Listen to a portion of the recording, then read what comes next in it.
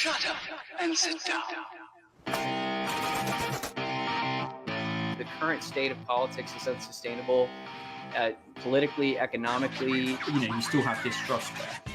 We all come from very different places. Man, we don't want the government to do a damn thing. We deserve better. People have to have the information in front of them. It is about supporting, platforming, and assisting the people who are out here actually doing the fight. There you go. Like, just promote people who are doing something. Volunteer to work with people who you like. And take an issue that's important to you and do something. You are part of that declaration against tyranny. This conversation gives me a little more hope for the future. The one, the only fight for liberty. This is the cherry on top. How to really achieve the life that you actually want. And I am really excited about bringing that to you guys. But first and taking down the tyrannical state. Blood of Tyrants wine is the thing for you. Sales. So definitely don't forget to use the promo code.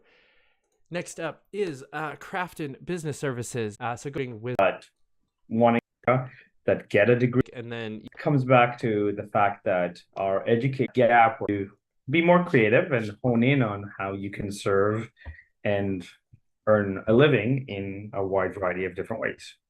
Yeah. There's working as a generalist for large to global companies such as Deloitte and Touche, Apotex as a whole. And I've invested over 25,000 hours to really an interview question I haven't done. So on Indeed, although Indeed by million, look at the first 100, there's probably good enough rather than who matches the skills correctly. So if you're the 101st candidate and you don't know some of the quite intimidated that I could think for myself and threw me under the bus and cost me my job kind of thing. But then automate in terms of having, they don't like your background, they don't like that you switch jobs, whatever reason they have, they don't like you. But if 3 do like you, most recruit you, you're now increased your interview chances significantly because you have. Then the next piece of the puzzle is employment. And if your LinkedIn profile says, I work here, optimize that as well. To make everybody's life easier, let's say, I've provided in my land your dream job, right, just for you. If you ever read Napoleon Hill's Think and Grow Rich, he talks about, be proactive, be different, do something that will give people my script on how I get clients for recruiting to help you speak to the right decision maker and get hired. And so if I've told you what the agencies are and I've told you what the job qualifications for, but I got hired because I interviewed better than everybody else in there. And it's a small thing, but people will remember it and you'll stand out of a resume. Number two, you use kind of squares as you wrote. So people kind of fill their resume with their fluff. Now, before the fourth problem is that people kind of write a chronological or functional resume. So given that you and I have both switched careers a few times, David, there's a level where if you're the first thing that they see on your resume is it can be actually countable. When Elle Woods or Reese Witherspoon applies to Harvard University and to the internship, once she's there, she submits a pink scented resume. And so I'm not saying off word. You can get diamonds, you can get arrows, you can get check marks that, are slightly different than the normal, but they draw your eyes in because tenure of college and everyone's just been updating that resume for the last 10-15 years. They haven't rewritten it actually yet. The last 35 years I would say, but yes, sure. Right. And this is the problem is that it becomes and that goes to my fifth problem, right? Know how to do something or they have experience. I'm going to use 2 very simple examples that I use often when I answer the phone. I did not. Most people, especially in North America, know how to press the green button, go, hello, how can I help you? Right.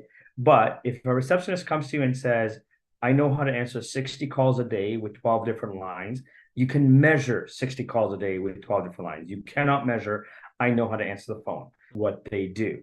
So you see, I've worked in private education. I've worked in recruiting. I know how to do sales. I've given you a lot of lingo, but I actually haven't proven $1,000 in sales for the reaction to it. And as long as are not usually known for their are in a relationship, like, yeah, you might have been working on this because now I can increase productivity by 25% by fixing this and this. That is what needs to be on your resume. And that is what you need to communicate in an interview. Because the audience that I put in to buy even a dime or even talk to you. So, like, employed, there are 50 million people that are severely, and then there's approximately the moment. Differentiate yourself, doing things wrong. Yeah. That's the way I look at it. Yeah, because I mean, you can't go buy groceries or get a bunch of people hiring. I think the pandemic kind of made it think that needed a security $1,000 a year with a possible 25% bonus, and asked that of your salary as a raise to come into the office once a week. And he was like, yeah, no. See, I'm an extrovert. I'm dying with all of this remote work BS. So I would. They offered someone, like, somebody's making 100,000. They offered them 140 to 150 with 50,000 stock options because they're about top title that they're offering me for 6 months. You as an analyst for 6 months, we'll teach you what you need to know, and then we'll make you a manager in 6 months. And they put that in writing. And they're like, yeah, the title is less than $200,000 because even if it's doubling your salary completely, right? Always say title in 6 months. I don't know what your experience is, both things in interviews, but holy smokes, seriously? All right, I've got to ask, what's some good ones? Tell me some good stories. Just in the was one of the most shirt up to their chin, and I found them a guy. I spent about an hour to an hour and a half for jokes, just interview. She asked him, what motivates you in life? His answer verbatim: sex and money, in that order. Oh my God. So not unless you're trying to be funny because they have to take notes. No, kind of thing. And trust me, that's not even the worst one I wanted to do when I grew up. So I got hired, thrive for something, and curse for sometimes activity, but I am. So, for example, I did the Tony Robbins Walk of Fire, and nothing's going to happen to you, and to kind of get rid of all your fears. And I think within the first hour of him doing the exercise, I was like, all right, I'm Tony Robbins purposely to walk on fire. And out of, I think, 4,000 people that did. And as I was doing this for job finding, how come nobody's doing this for just, let's say companies that need to hire people? Why aren't they asking these that when I am intrigued by something, I want to learn about it? And so like I said, I invested 25,000 hours and I kind of went, okay, hardworking, I'm dedicated, I'm committed, I'm a team player with excellent communication and interpersonal skills. And it becomes a waste of a question. So enough of one of my strongest suits that they would still tell a girl that, depending on the friend. But they won't say team players, they'll say team player. They shut up and I let the person process. So kind of like you just did, I'm like, it depends which friends. I actually have people that rationalize which friends will set them up on a date for me when I ask the questions, like, not Sam. Sam thinks I'm crazy. So probably Mike. Mike will say, and I'm just like, all right, noted, you're a little crazy. Because you just told me that kind of in the interview. And I'm trying to give me the correct job finding answer because you're not being true to yourself. Right. So even a question like, tell me about this job. Most people go, I know how to do this and I have experience with that. So modify the question by asking, let's say, what is the biggest? And based on the details you give me, because you're not auto responding, realize that even if you want to be an entrepreneur, and again, as an entrepreneur, I support entrepreneurship, but if you don't have the money to be the entrepreneur that you want to be, the tools to get a better questions, it's the same there once you are in a position where you need to hire people to help you build your dreams and your business. Yeah, I think that's a really important note because I talk a lot about entrepreneurship on the show and just like in life in general, and part of my business is helping better questions in an interview. Decided that they wanted to start as basically a secretary industry you're in. A CEO is a CEO, and that's better experience than being like an assistant branch manager to somebody else for a little while because I'm learning. Want to you scale up, and so when you scale up, you invest more in yourself by, paying for training, whether it's a weekend boot camp, or whether it's masterminds, or whether it's direct mentors that will coach you and say, here, these are things to consider, these are some things to avoid, because there's different perspectives. Like, I have 5 mentors, and there's some I'm going to explode because I know I have that person to fall back on and ask questions. But at the end of the day, you can reach out to executives, and especially for you, let's say in the platform of a podcast, say, hey, I'm interviewing successful executives. Would you mind coming on my podcast and sharing some of your wisdom? And most of them, unless they're interviewing for a job themselves, it's an opportunity to brag. You'd be shocked how many times I've been at networking events and people will walk by and go, oh, you sound important. Can I have your business card? I'm like, sure. Not here's my name. Kind of nice to meet you, but just give me your business card. And the next day I get an email saying, hi, I got your card at the networking event. And there's no real follow. Come on. Something, but there's a level where, again, even the art of networking as a conversation, people come in just like me. And so people tune you out. Like, I was just at a kind of a conference for technology, and I came in and I'm like, who are you? Tell me about your business. Tell me about why you come up with this idea. And so I got them to talk first, and again, because I introduced myself as a title, interesting, and it's a different listening, because I'm not coming right away like I need a job. I'm not coming away, hey, can I get your business? For people, and we graduating high school that can barely spell their own name and be like, I deserve to be the CEO. And I'm like, why? What have you done that? But I was asked to lecture at a business class, and before I came in for the lecture, a lot of money, and they had to kind of figure out what is the best solution. And 95% of the people basically said outsource. And the room kind of went half silent. I said, hey, how many of you would rather keep your job but lose 10% of your salary? A few hands went up.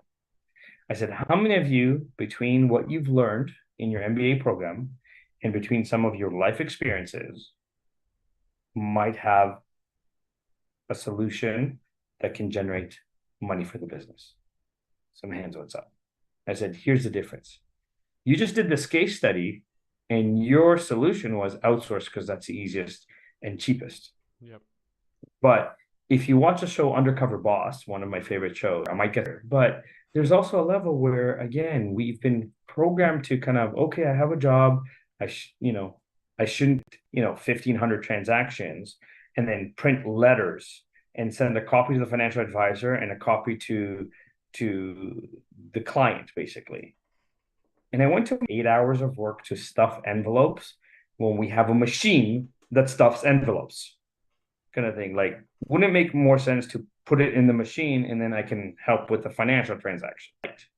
It guarantees everything. I said, in worst case scenario, you pay the $10 for ICS to bring it over to the office, but we have inter-office mail machine. Yeah. But again, refuse to produce better results. This will be better. And, more often than not, executives forget that everybody has their own genius, corporate culture. So I have to tell executives to go to the bathroom. Humans, it's no North America hate their job. Yeah. That's a pretty scary statistic. Yeah, it's an almost a worse pandemic than the one that we've been talking about. The kind of active listening that you were talking about, and one of the truest of the corny lines that I've ever heard, because it's a job or a prospect for a job, and I think that that's exactly the correct word choice, because it's exactly the same as courting. Are very, very similar experience, a bit of humility, a lot of acts going on in your life, a similar mindset, and just getting into there especially like at a networking event like you're talking, where you're not there for the express purpose of getting a job. You're there to just have a conversation and see what happens. It's the same. Give you a minute to act in a guy. Very is so brilliant. And let's just say for simplicity, it's pizza. I want pizza with your friends or at an event. What was like, oh my God, this pizza is so good. Like Dave's energy is very on her. There are stars and put them into your eyes. But like, let's say in a bar situation, if you go to a girl, kind of smile and say, listen, I bet my drink could beat up your drink. It's silly. It's funny, but she'll probably go, yes. You have to learn what makes you confident. Don't try and speak about like, if you're not into about that, because you're not going to be confident in that. And if she's like, hey, do you know anything about art? One that it's easier to flow. But a lot of people are so stuck in that, I used mechanical engineers earlier, but in thermodynamics, calculating the discombobulation of blah, blah, blah, blah, blah.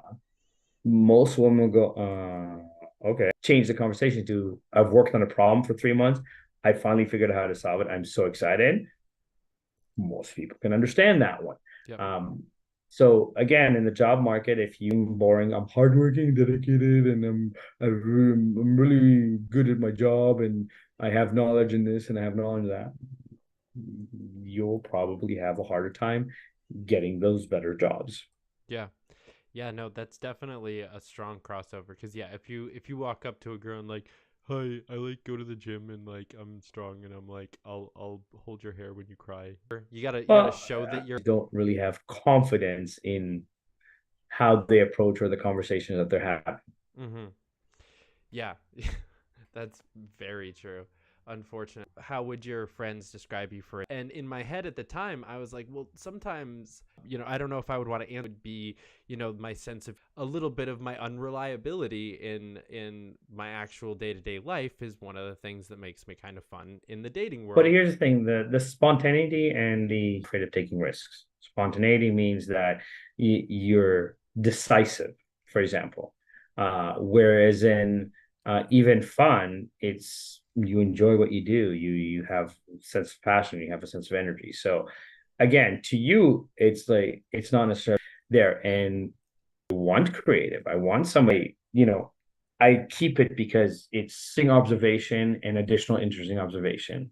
So like one of his job was cab driver, and he wrote interesting observation and then additional interesting observation, did coffee and chips kind of thing. And for working for the restaurant, wrote once zucchini. And I'm like, that's the most random thing I've ever read, but it's hilarious on a resume. And for a marketing job, I was like, I completely trust your creativity. Somebody asked you for albino zucchini in a restaurant kind of thing. That's right? hilarious. It's just, it's so random, but it's so subtle way in one sentence at the end of each job that when I read those sentences, I was laughing so hard. I was just like, wow, I really want to talk to you. Right. About, I would say 20 years ago, it's got to be the most fascinating conversation to have.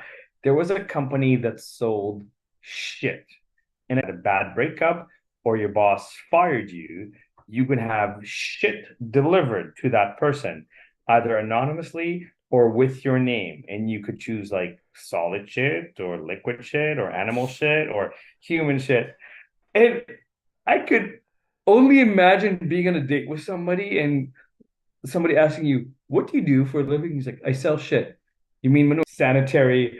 But like the marketing team for that company must, oh my God, like I would have loved to pick their brain from like, because their marketing was, you had a bad experience, tell somebody about it by sending them shit. And I'm just like, again, it's, and can you imagine like working in sales where you have to generate sales for this product? It's like probably a very random conversation that I will definitely never forget. Yeah, for sure. Well, Joseph, you're talking about marketing, and you had mentioned earlier kind of going above and beyond and just, asking, what you can do to help kind of retail sales and then telemarket sales. And at basically two back-to-back jobs, I went to my boss and I was like, hey, why don't we have a social media? It's like, fine, whatever. And, just became above and beyond what I was doing for my sales and whatnot.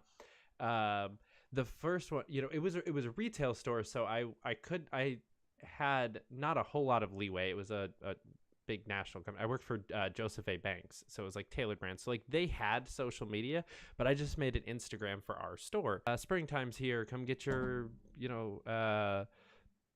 later wear, whatever, just kind of stuff like that. But the second job, I was looking for a loan broker that just had absolutely an abysmal online presence. We were literally basically just working. I didn't really want to do anything else, and I couldn't really convince them to do anything else. But they let me make us a Twitter and a Facebook, and I actually started getting leads in through the social media, and those all actually got to go straight to me, and I got to close all of the deals that came in. But I actually got to see some return on investment for the time that I was putting into the social media and actually caring about it a little bit more than just the Instagram that I was having fun with at my store. And, I was the closest thing to front facing that our company had at a lot of companies that are stuck to him because he didn't have experience because he just graduated. So he printed 20 copies of his resume. He chose 20 companies that kind of interested him. And he went to the first company, showed up at 9 a.m. and he was like, I'd like to speak to the director. And the reception looks at him and went, he's busy. He's in meetings all day. And he went, okay, I'll wait. He'd been trying to see me all day. What's up? And my friend I did in school, the director was so impressed that he was willing to stay there to, apply in line, so that we minimize the human factor and the human connection. The human connection is what's going to get you hired. Like, in 20 years of recruiting, I've never hired somebody place them to them, even if it's a Zoom call. I still have, to them, even if it's a Zoom call, I still have, during the algorithms of what people are responding to. If it's done incorrectly, then you spin your wheels a little bit, but it's part of the process. You can't just, since we're talking about mine, can I share a quick little story? I'm an avid salsa dancer. I've danced for about 15 years, performed and competed, even though I'm partially tone deaf. So when I first started dancing, I had someone that was significantly younger than me that was my dance partner that was studying graphic design. And there was this internship at a telecom company in Canada. And she called me up. She's like, I really, really, really want this job. Can you help me? And again, because we were friends and, Mr. Miyagi, instead of your first interview, right? Then I said to her, like, okay, first thing I want you to do is, back then, Flickr was still very, very popular. I want you to organize all your digital art on Flickr so that it's easy access. You don't need to log in. You can find it super easy. You can create it or graphic design work that you've created. And I want you to go to Kinko's or Staples or Grand and Toy and print it on the highest quality glossy paper, even if it guarantees results. And some stories for that if you want. Never been so impressed with the candidate as I am with you. I'm not even bothering with a second and third interview. Will start updating my resume and looking at job postings in the morning over coffee and breakfast. So what is something that someone can do that's, 10, 15 minutes tops, can easily do it before they get ready for bed, but it's not some big couple hour long time commitment that people usually associate with job hunting? So again, are there events near me that relate? So David, if you're in marketing, you type in marketing, like go to Eventbrite, your level, they might be willing to recommend you to the company that they're working for, right? So those are like, again, Meetup and Eventbrite generally free. If not, we're talking $10, $20 as an investment, and it's not spend hours on it. But again, if you have the cookie cutter resume that you learned when you did careers, back in the day, bullets makes a difference. And again, it's not 2 hours of investment of work. Add a tiny bit of color or change the layout a little already can make a difference or an impact for you.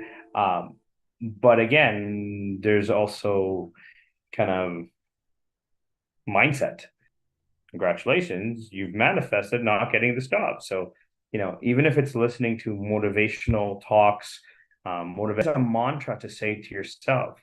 If you say it before you go to bed and you say it first thing when you wake up, if you do it for at least 21 days, which is how a habit is formed, you will program your mind to see if at all, or can you walk to work, right? The kind of creativity, like as a marketer, and if you're a social media marketer, David, then what the universe will provide it to you.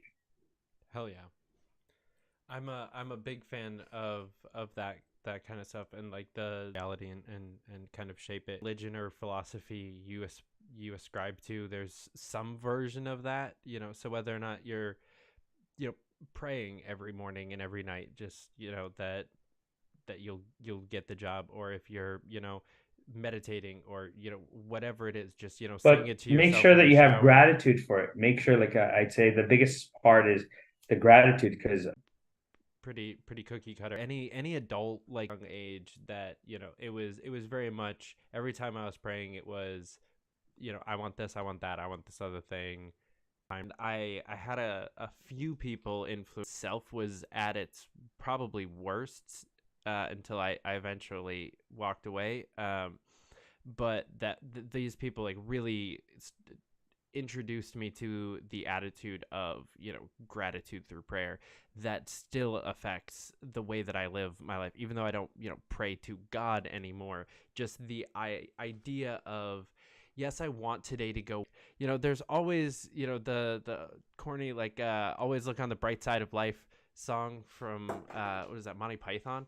I love the way that you said it. It kind of reverberates out, and it completely changes the vibes that you're putting out there. And for those things, like when you actually land the job, because it wasn't just you and your hard work, but it was a lot of hard work, and you're thankful for the stamina to do the work and the opportunity to get the job, and that the person said yes. And this is where, again, going to something like that, and I, like, not only did I call them on their private cell phone on the weekend, but I said, I know you, and since you're already low, you'll work downtown in the benefits, and since I know that you work shift work, if you work from 9 to 5, I'll schedule at 8 o'clock at night. If you work from 11 to 7 or 11 to 8 at night, and I'm handing this to you in a silver platter, because all you have to do is come in and shake hands. There won't be an interview. It's just like, hi, nice to meet you. Your license good, let's go. Right? Very close. One, nice. Right? The Hem and Haw. It's a little book like this. It's a brilliant book. But like, I had people tell me, well, what if I get the shift on your income? So why would you get fired? I got used to taking a nap on the bus on the way home. I'm like, so a nap is more important than doubling your pay, right? And again, fear. People that are desperate to have a job, and just being thankful that you have something. You have, you're working for a bank. You have, free banking. You have benefits. You have There's a lot of people, and especially in the United States. I mean, I'm in Canada, so the benefits structure is a little bit different, but there's a lot of American. I know, like, my sister was in Florida, and her son invoiced for $3,500, and then she sent it to insurance, and as soon as the hospital realized she had insurance, again, like, she sat there for 6 hours, and like, yeah, you took up space in the hospital, so we're charging you for that. Yep. And she's like, and then you gave me 2 Tylenols, but yeah, the doctor is an expert, so we're charging you for that. And at the end of the day, it was like, okay, like, I'm on vacation here, and she had both from credit cards and from job insurance that covered it, but stuck in, I shared earlier that I had people that were offered double their salary but didn't want the job because they had to come into the office once a week, and opportunities don't necessarily come every day.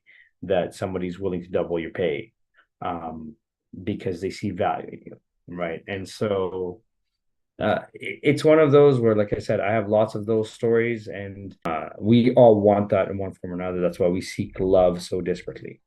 And a lot of companies don't understand that. They don't practice that, and then none of the executives dress up.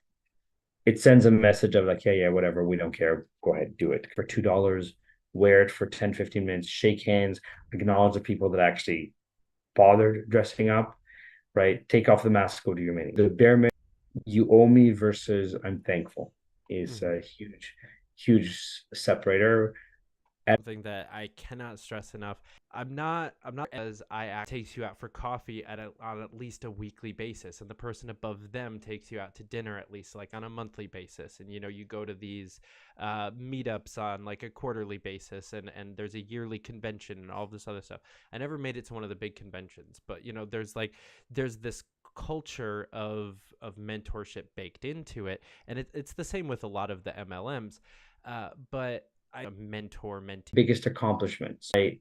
And then you ask them, if you were to mentor somebody, what would you focus on teaching them? And then as long as you show excitement, mentors everywhere. Like, and it goes back to investing in yourself, investing in your knowledge and your education, right? Questions about it, like what be implementing or doing, right? What are the higher level skills that being certified will give you, right? And just again, if you like, there used to be a great cartoon that Steven Spielberg created called Animania, usually babysitting. The more you're asking about, and and I'm just gonna add and a leader. I might do it better than them. A leader, let's say, leading you. Even if I lost my job in my company, the fact that I was such a good leader, I will get hired in higher positions elsewhere, right? So most retail, they're used. And then when you did it, even if we need to speak to David and we can create, let's say, a position for David that the manager will not be qualified for. Why? Because the manager doesn't do it or doesn't apply it. And it's the same concept, but most successful people, if you go to a meetup event and I'm going to use go to a chamber of commerce or a board of trade, right? Go to about their successes, about how they problem solve, and you'll be amazed at the information that they give you. Even people that work retail, you're miserable at your job, but you're so afraid of looking for another retail job. Why? Right?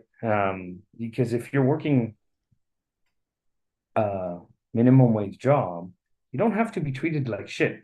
Go find an environment that is willing to teach you, is willing to develop you as well. Costco is a great example. There's cashiers at Costco that make $100,000 a year plus benefits. Costco, when they promote their staff, they tell the day-to-day complex stuff that might come up.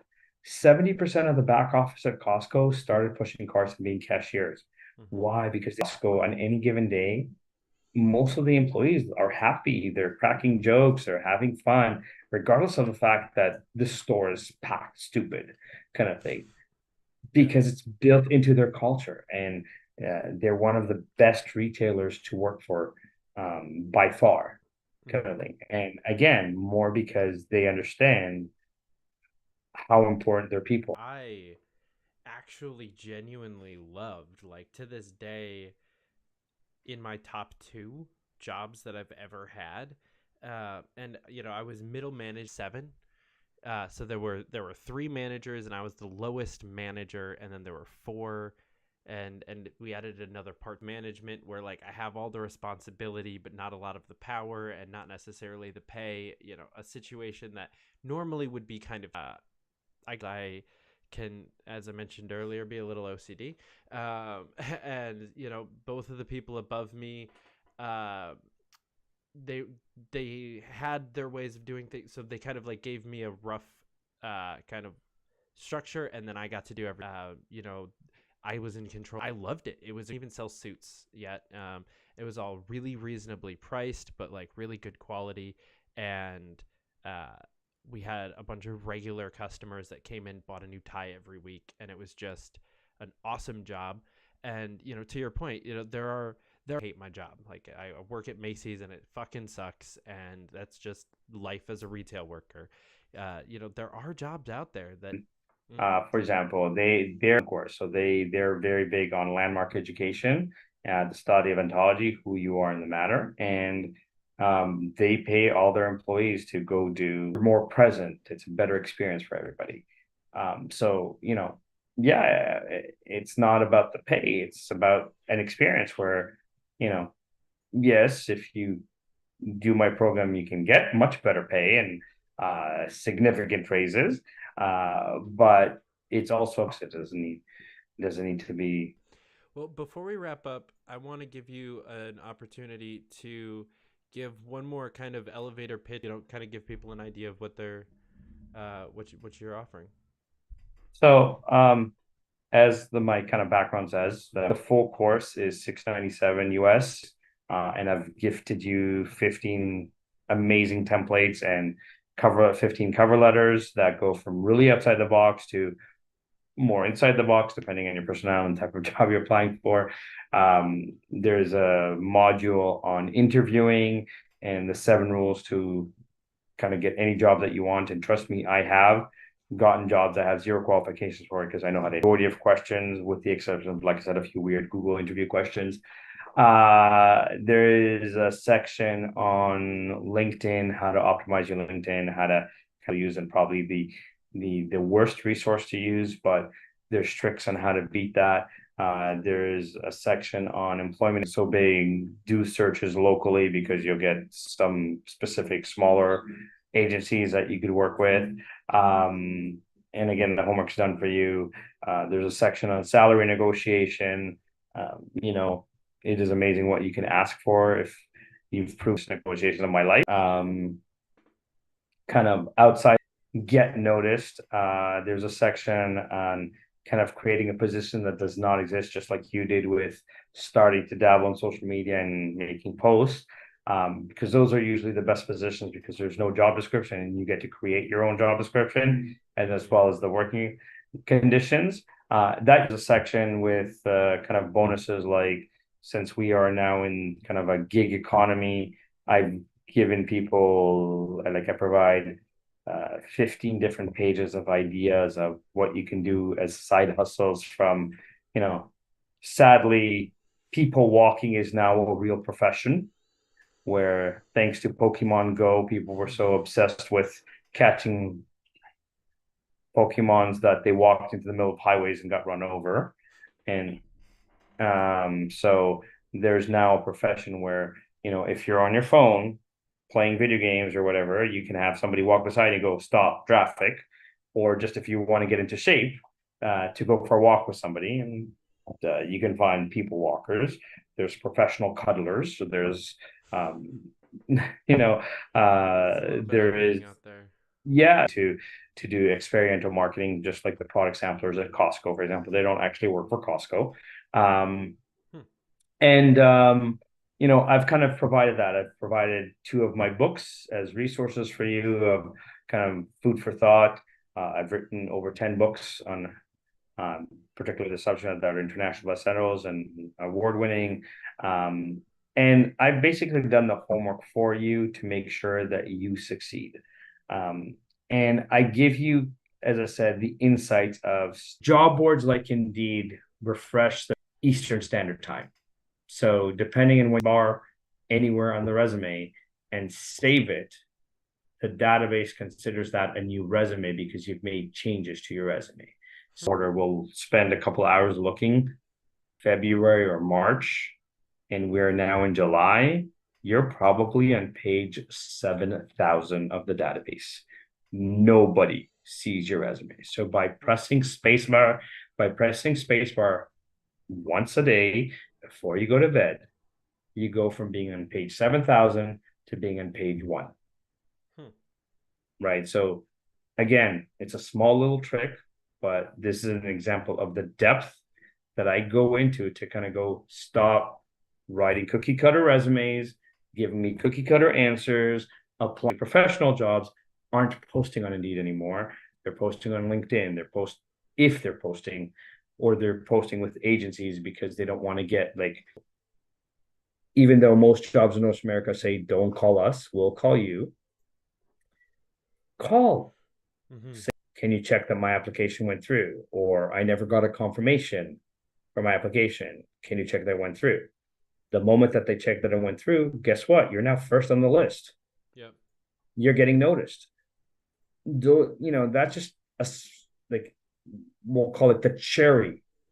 That's not going to get hired in 2 days. This is what you need to do because no one else. Go into spacebar, click save, and then go to Bada bing, Josef bada boom. Stetter on all the social medias. Follow him, subscribe to all the things, check out his and website. There's links to my course, and like the Josef Stetter website has a link to the course themselves. Like a years old, where they're 22 years, guy from New Jersey that was self-employed for 10 years. Unfortunately ran his business to the ground. Wasn't very good at invoicing his clients. He was looking for a job for 7 months, had one interview that didn't go anywhere. He hired me, and he was a product manager in social media. I wrote his resume. I did his LinkedIn profile.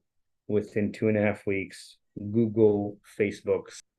That's kind of what I do for people. We talk about fighting for liberty and living an actually free life a lot on this show, and there is no freedom if you are weak every single week. That's not freedom. It doesn't matter if you live in New Hampshire or California, you're still not living free.